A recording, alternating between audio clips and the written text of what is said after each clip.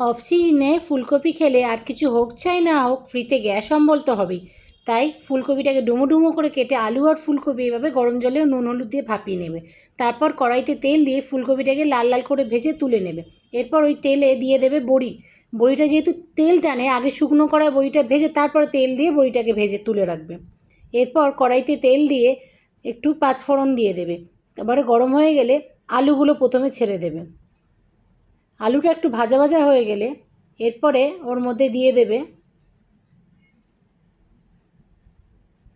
বেগুন। আলু বেগুন টমেটো দিয়ে এবার ভাজা ভাজা করবে। একটু ভাজা ভাজা হয়ে গেলে মশলা অ্যাড করবে, আদা বাটা, নুন, লঙ্কা গুঁড়ো, জিরে গুঁড়ো, হলুদ গুঁড়ো দিয়ে এবার কষতে থাকবে।